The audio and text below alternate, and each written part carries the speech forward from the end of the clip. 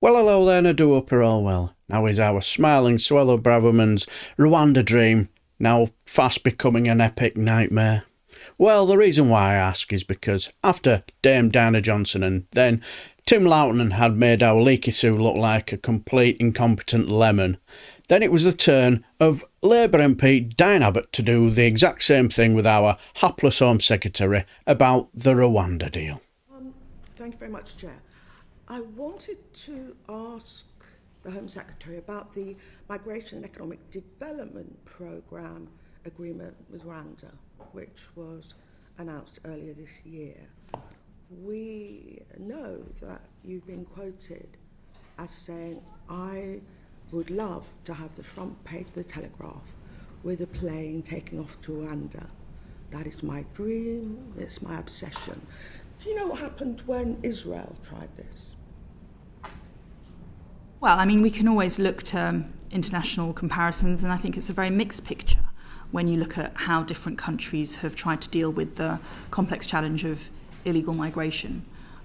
So if you're asking about what my view is of our agreement with Rwanda, I'm very committed to it. Do you know what happened when Israel did this? Because this is your dream, this is your obsession.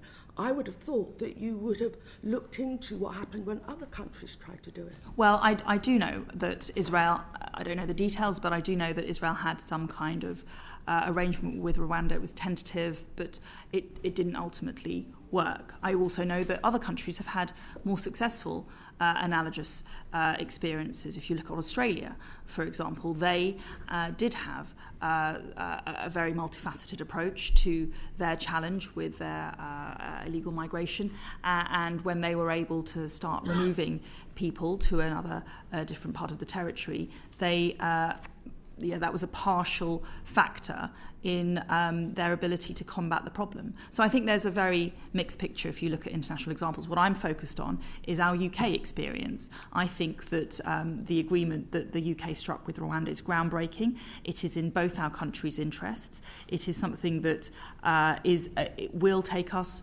forward. We are currently engaged in litigation on the issue, but I'm very confident that we will be able to operationalise it as soon as possible.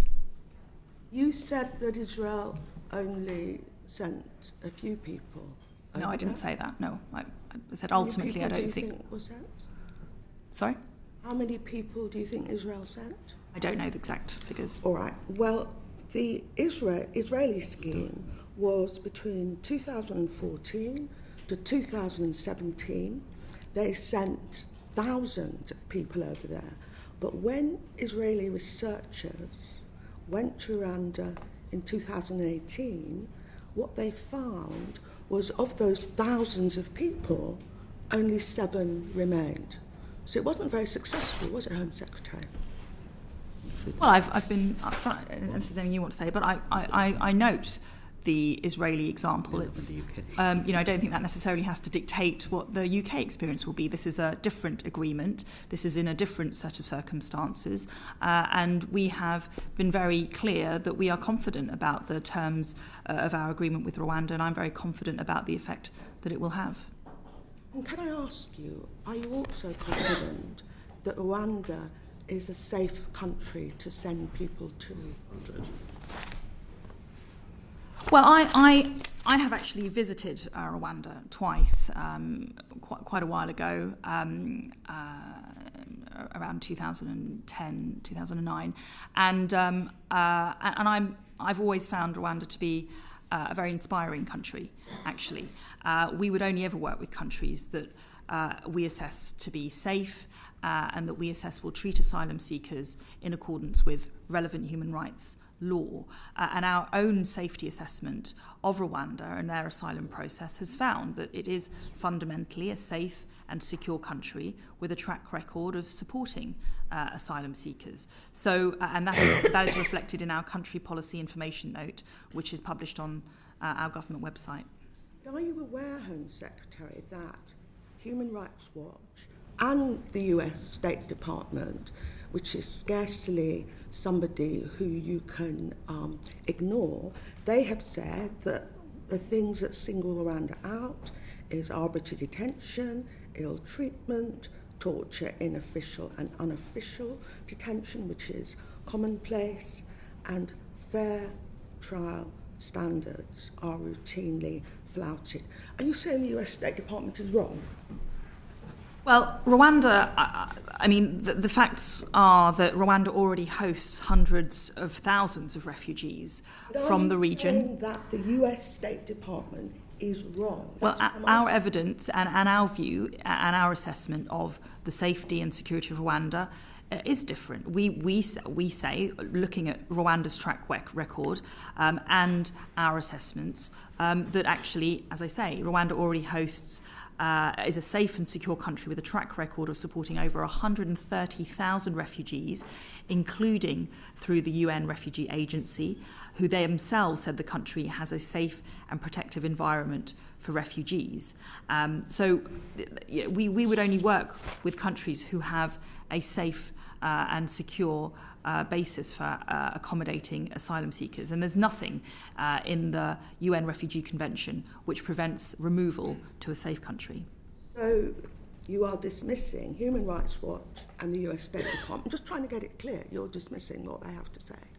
I haven't seen their documents and their views, so I don't really want to comment specifically on the content. You should have, before you became Home Secretary, in saying that you 100% supported the scheme.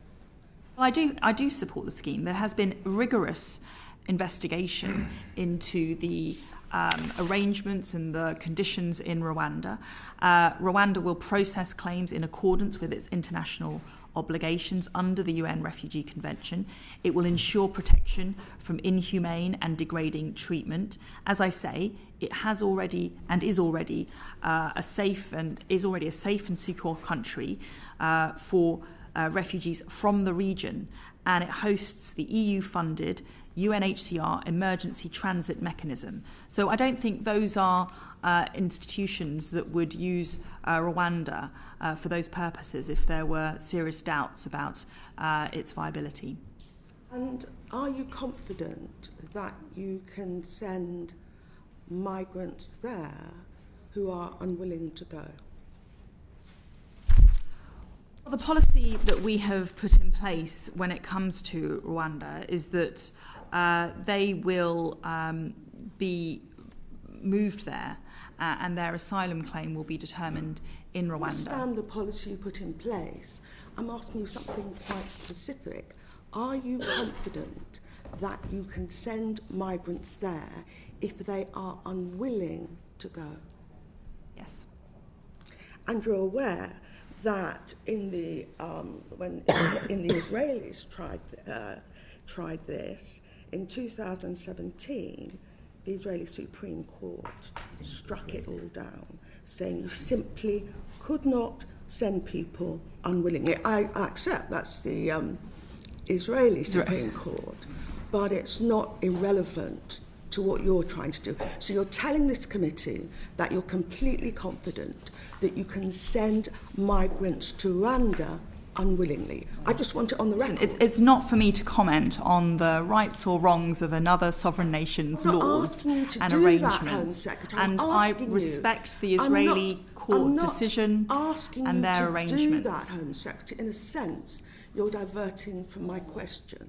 Are you able to go on the record in front of this committee and say that you can send migrants to Rwanda if they are not willing to go? Well, I mean, the whole purpose of the scheme that we set up with Rwanda is to send people there who have arrived here illegally for their asylum claims to be processed. Whether they are willing or unwilling, they will either put in a legal claim and that will be upheld or it will be dismissed. And that's the basis upon which, if we have the legal basis to do so, we will deliver the Rwanda scheme as fully as possible. There are many other members that want to put questions. But I'm just going to ask you for the last time, are you confident that you can legally send migrants to Rwanda who are unwilling to go? What I would say is, I mean, we are in the process of litigation at the moment. There are live legal questions which are going to be resolved by a court. Let's wait to see what the court says and what the outcome of litigation is. It wouldn't be, we've made our position very clear in court. We have confidence in the Rwanda scheme, and if we are successful in litigation, then we will be delivering the Rwanda scheme at pace. Thank you. Just before I come to Stuart MacDonald, perhaps the Permanent Secretary might be able to tell us whether he is now satisfied of the value for money of the Rwanda scheme, because he obviously got a ministerial direction on the point of value for money. We understand another £20 million has been spent. So perhaps you're able to confirm whether you've now reached a conclusion on that or not? Well, I keep that judgment under constant review, as you would expect, and the circumstances have not changed sufficiently for me to change my judgment, which from April, as you will recall, was that we did not have evidence that it would be value for money, which is not the same thing as saying it will not be value for money. It was just we were waiting to see what the evidence would be. As you have said, the UK has paid 120 million plus now an additional 20 million for set-up costs to the government of Rwanda, and it remains the case that it could be value for money, and it could not be. I will repeat my commitment to this committee and to your sister committee, the Public Accounts Committee, to update you when the circumstances change to require me to change that assessment. Well, we'll look forward to that. Okay. But I think it is worth underlining that the purpose of the scheme is deterrence. It's prevention.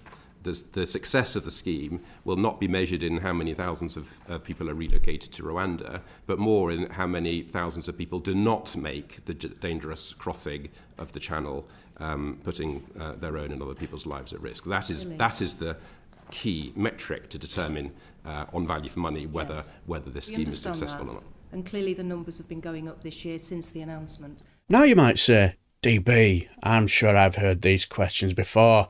And you were right. Diane Abbot asked the very same questions to the incompetent Tom Pursglove a while ago, and let's just say he didn't fare any better either. Underestimate our softly spoken Diane Abbot at your peril, I say. If I find it, I'll leave it somewhere about here or wherever, because it's a hoot to watch as well. But anyway, what do you guys think? Let me know in comments below. And I shall bid you farewell and take care.